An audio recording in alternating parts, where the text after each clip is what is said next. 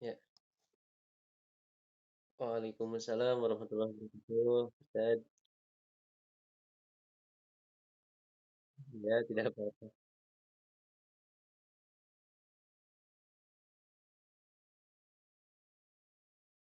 Ya,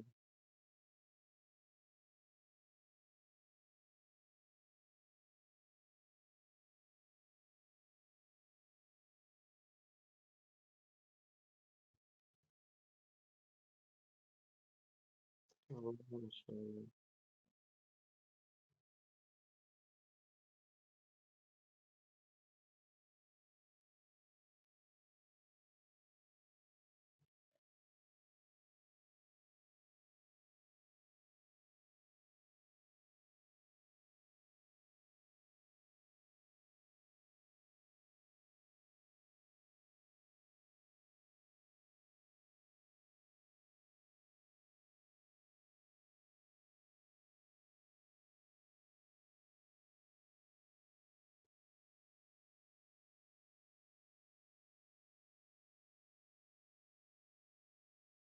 Ya,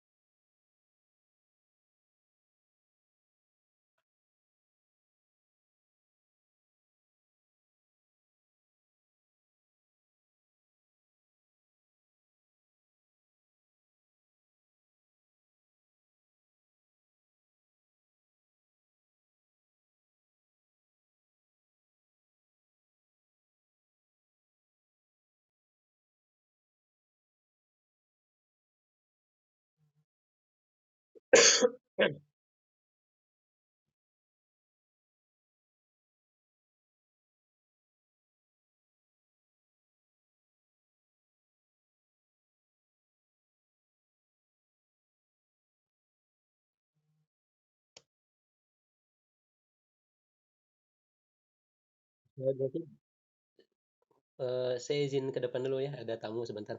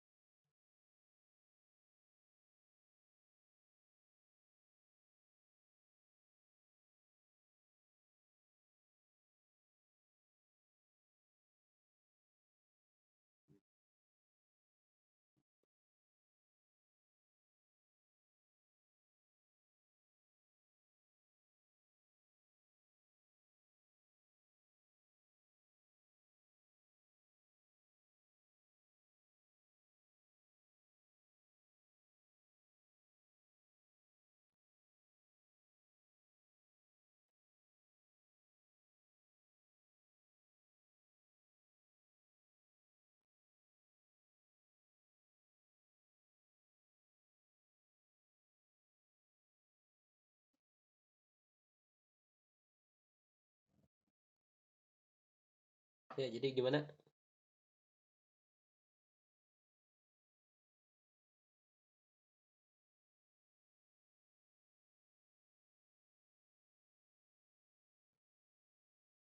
Nah, baik. Bismillahirrahmanirrahim. Assalamualaikum warahmatullahi wabarakatuh. Baik. Alhamdulillah wa syukru ala ni'amillah. Amma ba'd. Eh, Sebelumnya saya ucapkan terima kasih banyak ya kepada Ustadz Rashid yang telah memfasilitasi pertemuan ini, dan juga dengan penuh rasa syukur juga kami ucapkan barokallah atas raihannya ya, capaiannya di dalam menjalankan atau menempuh tugas akhirnya mungkin ya ini di jenjang S3 ini. Sungguh eh, pekerjaan yang pasti tidak mudah, melelahkan iya gitu kan ya. Tapi walaupun lelah, jika lillah insya Allah barokah ya. Mudah-mudahan seperti itu. Eh, saya juga sebenarnya kalau melihat apa namanya itu yang 7 ini ya, yang apa namanya itu sistem pendidikan Hafizul Quran. Kalau yang tengahnya itu apa Ustaz? ESCLI.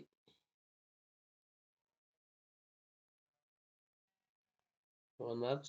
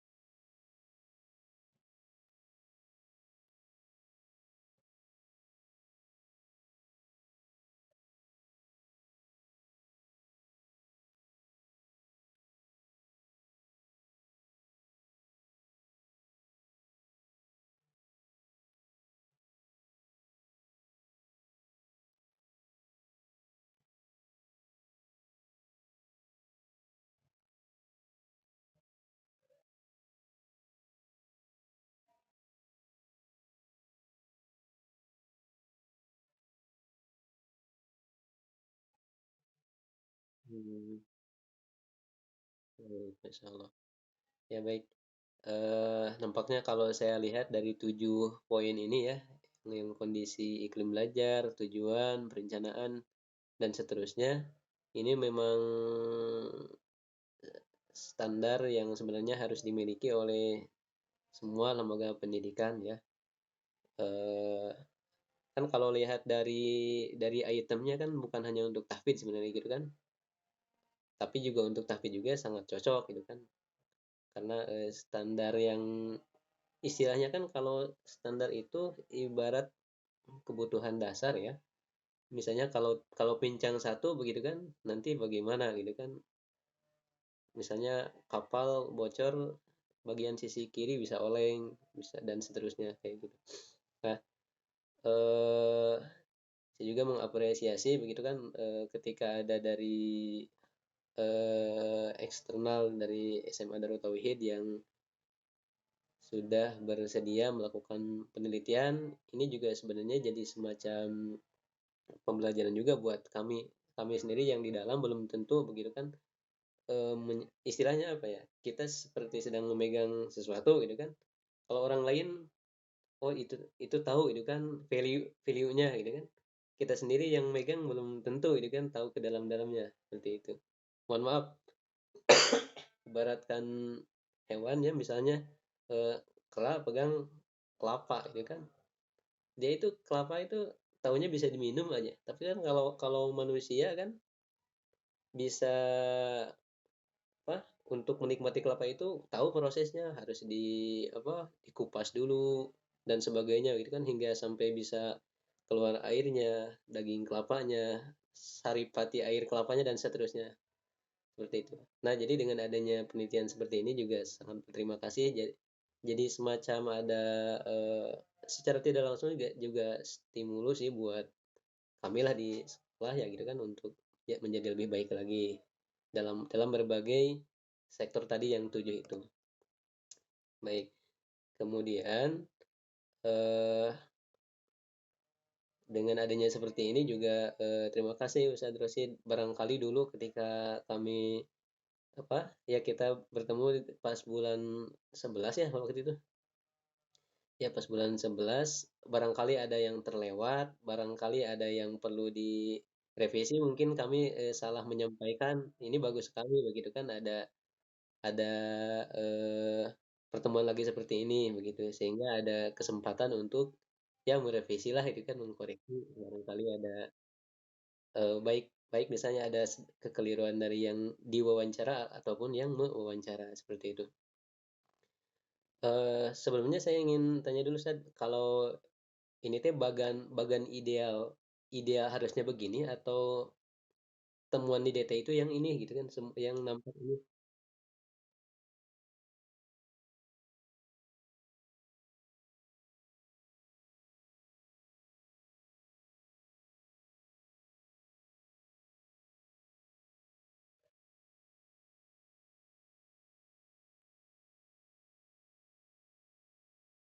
Oh baik, kalau bicara ideal memang luar biasa ya, ini yang ada di depan ya tampilan kita begitu kan, seperti output misalnya khatam 30 juz, save control automatically dan seterusnya ke bawah. Sebenarnya kalau di Darut Tauhid sendiri, khususnya di SMA Darut Tauhid Putra, kalau dibilang menuju ya kita masih masih jauh menuju ke sana sebenarnya begitu, belum sampai ke sana. Contoh misal dari segi eh, kuantitas ya, jumlah jumlah output yang khatam 30 juz itu sebenarnya bukan eh, bukan targetnya gitu kan, karena sebenarnya kita masih di bawah itu. SMA Darut Tauhid itu eh walau alam ya, seingat saya dulu ketika menyampaikan di sini kita kan ada semacam grade ya, level-level untuk anak-anak itu disesuaikan dengan kemampuan hafalan seorang santri. Misal kalau yang bacaannya lancar, SMA DT Putra itu menargetkan 7,5 juz selama 3 tahun sekolah di Darut Tauhid. Kemudian kalau yang nah itu disebutnya nanti grade A kalau di kita ya, grade A 7,5 juz. Dulu kita sempat menyampaikan itu gak? Ya kalaupun misalnya tidak, mohon maaf saya sampaikan lagi sekarang gitu. Ya. Yang B, yang grade B 5 juz, yang C apa 3 juz, dan yang kalau ada yang grade D yang bacaannya masih sangat di bawah standar, itu ditargetkan 2 juz selama 3 tahun mondok di SMA Darut Tauhid. Karena disesuaikan dengan ya kemampuannya begitu. Jadi kalaupun ada yang khatam itu sebuah pertolongan Allah, sebuah anugerah Allah begitu kan. Kami tidak menargetkan khatam, tapi ada santri kita yang punya sisi perjuangan lebih begitu. Itu kita apresiasi begitu. Jadi untuk output ini kan mungkin Ustadz ini juga bukan hanya di DT mungkin ya penelitiannya. Eh, Mungkin kalau di sekolah daku ya udah luar biasa sih, udah terdengar gitu kan. Khatam apa target khatam 30 juz mungkin nih. Kalau di DT sendiri ya masih di bawah lah seperti itu. Itu sih yang barangkali saat ini terpikir. Kemudian kalau yang di input juga saya ingin memberikan ini ya ulasan yang kurang memaksimalkan pendidikan tahfidz Quran dalam pendidikan pesantren. Sejatinya karena di SMA Darut Tauhid sendiri eh, tahfidzul Quran itu memang bukan satu-satunya output sebenarnya ya kan, output atau tujuan begitu. Karena di Darut Tauhid secara keseluruhan, khususnya kalau dulu kan lembaganya di Direktorat Pendidikan, itu membawahi semua sekolah. Ada SMA Putra, SMA Putri, SMP Putra, SMP Putri, dan semuanya ada 10 sekolah. Itu semuanya sama. Tujuan akhir pendidikan di Darut Tauhid itu 5. Ada Sohihul Ibadah, Salimul Akidah, akidahnya benar, Sohihul Ibadah, ibadahnya sohih sesuai tuntunan Allah dan Rasulnya. Kemudian yang ketiga Matinul Khuluq. Matinul Khuluq itu karakter akhlaknya kuat itu kan. Kalau di DT karakter baku baik dan kuat. Yang keempat tahfidzul Quran. Yang kelima itu adalah kuatul akli. Kuatul akli itu berprestasi dalam bidang pendidikan akademiknya kayak gitu. Jadi memang kalau saya pribadi ya selama diamanahi menjadi PJ Tahfidz di SMA DT eh, disebut untuk mengunggulkan salah satu dari 4 itu juga tidak bisa karena memang goalnya ada 5 tadi begitu. Makanya ya kalaupun disebut kurang memaksimalkan ya mungkin bisa juga disebut itu kalau dari kacamata yang lain begitu. Tapi kalau dari kami juga disebut kurang memaksimalkan, tujuannya juga yang tadi itu yang 5 begitu. Begitu. Ya itu masih bebas kan mau dilihat dari kacamata yang mana begitu kan. Kayak gitu. Karena memang sekolah di DT juga tujuannya bukan hanya tahfidzul Quran seperti itu. Adapun ya memang kalau dari, dari segi teknis ya bisa jadi kalau kurang maksimal itu memang PR kita ya terus berbenah diri kayak gitu. Dari infrastruktur, dari SDM juga dan seterusnya. Masih ingat kan dulu yang saya Rasid pernah melihat di lantai 2, oh ini kayaknya kalau kalau di apa namanya itu ada saung-saung kayak gitu buat ini seru kayaknya gitu kan. Ya itu juga eh, indah sih bayangannya gitu. Tapi malam itu kan memang urusan para pengurus yang di atas kayak gitu. Kemudian yang selanjutnya sistem pendidikan Tafidul Quran belum menjadi model pendidikan ya karena mungkin memang kalau yang saya pahami gitu kan tidak di santri tidak tidak apa satu arah fokus ke hafal Quran tapi ada akademiknya juga kayak gitu di sini karena ya sebenarnya bobot bobot sekolah umum dengan sekolah di SMA DT itu kalau dari segi kurikulum materi kedinasan kan kita juga sama di dinas pendidikan ya ininya jalurnya di Kemendikbud gitu kan. Jadi secara materi juga sebenarnya hampir hampir tidak jauh beda dengan yang di luar. Cuman kita itu alhamdulillah Allah takdirkan punya punya kesempatan untuk apa namanya itu menyuguhkan kepada santri pendidikan itu yang pertama dari segi tahfidz Quran, yang kedua dari ciri khas Darut Tauhid. Jadi ada ciri khas kedetean, pelajaran kedetean gitu kan. Kayak gitu. Yang mungkin tidak tidak ditemukan di lembaga pendidikan lain. Dan yang ketiga itu adalah eh, kita itu jadi seperti madrasah aliyah lah kalau di Kemenag ya. Jadi ada pelajaran PAI itu meskipun di rapornya cuma satu nilainya PAI terakumulasi, sebenarnya ada pelajaran dipecah lagi itu.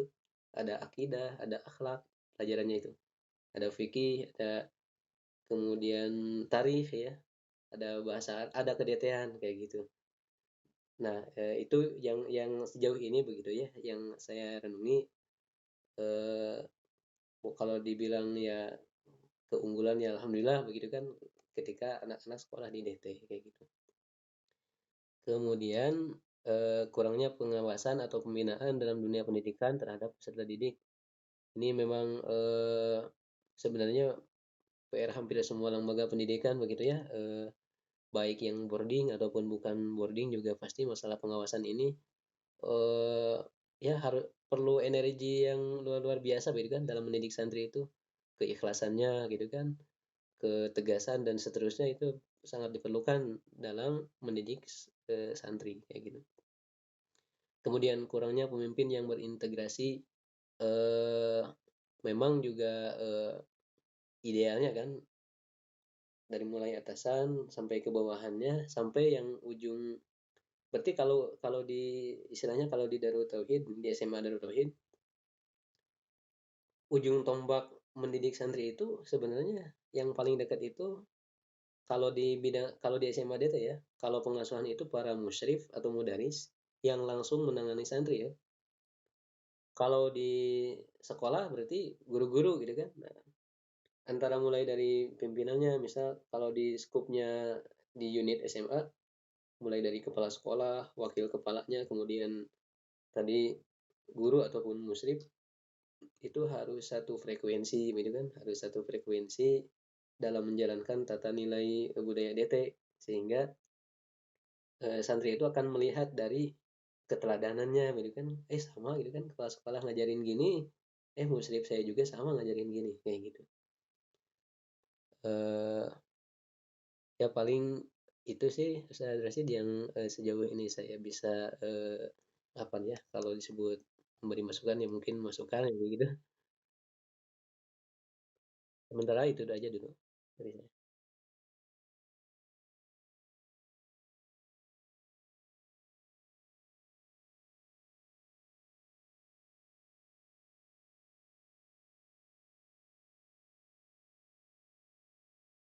Hmm.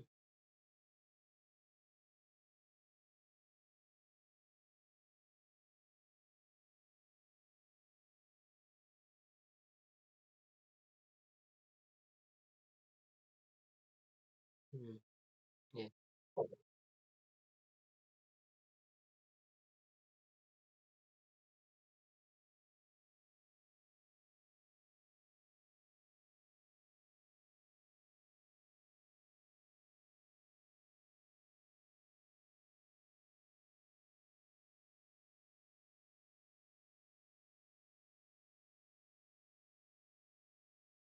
Hmm.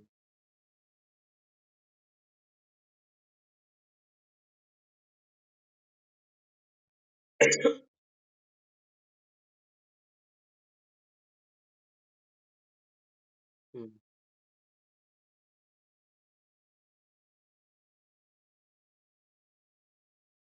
Hmm.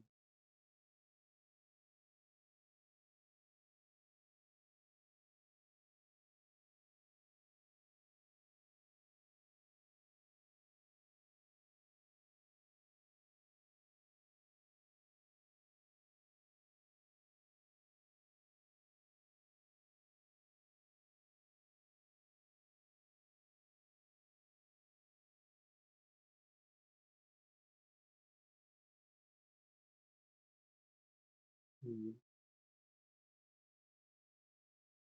Oh.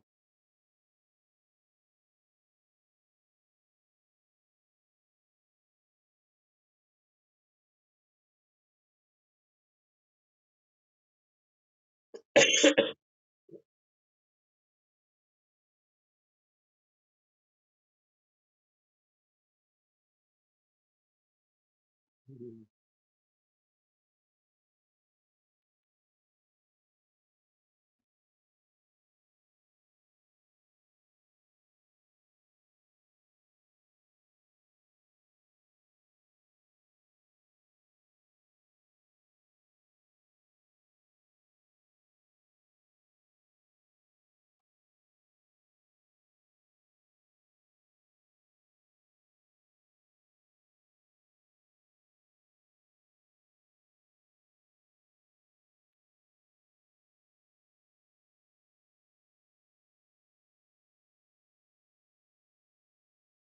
Hmm.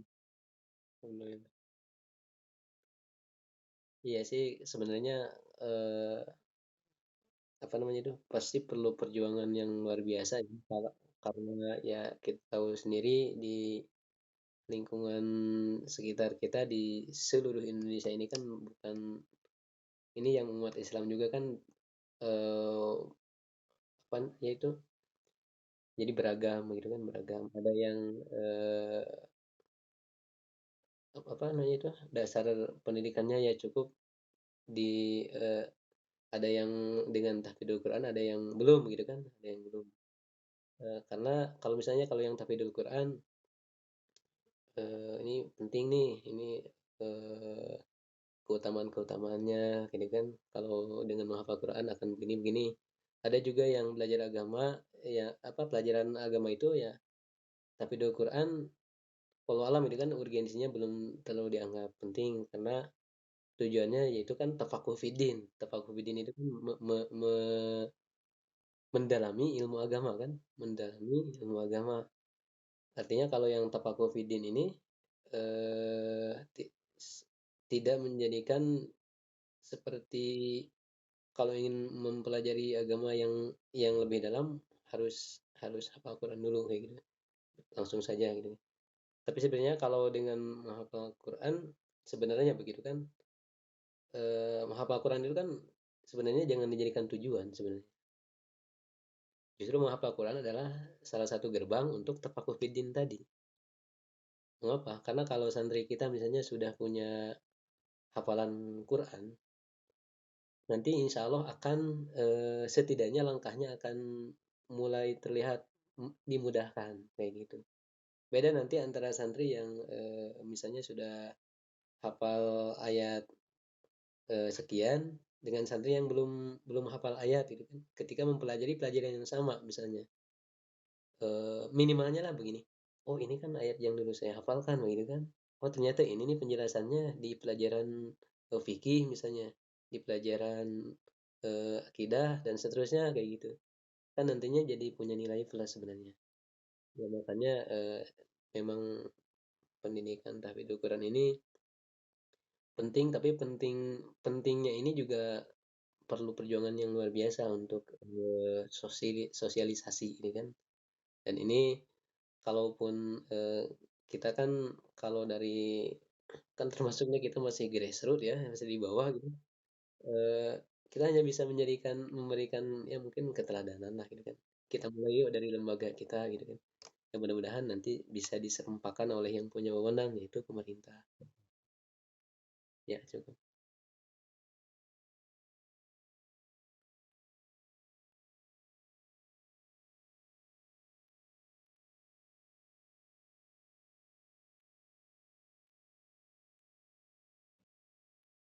Ya, betul.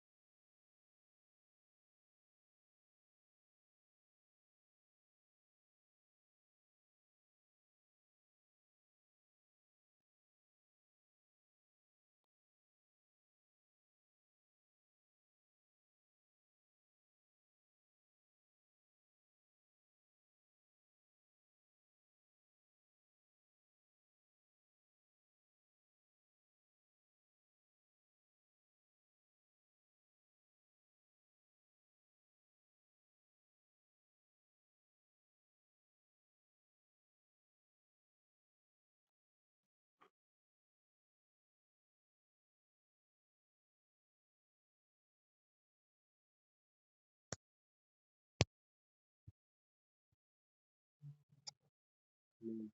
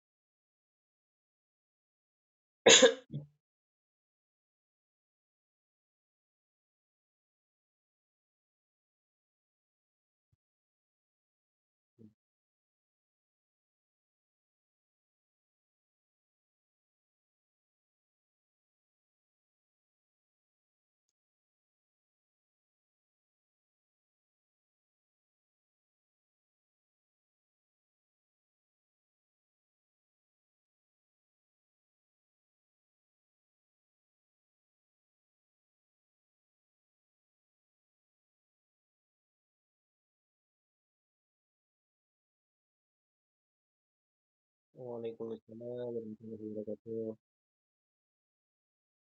Baik, jazakallah Ustaz.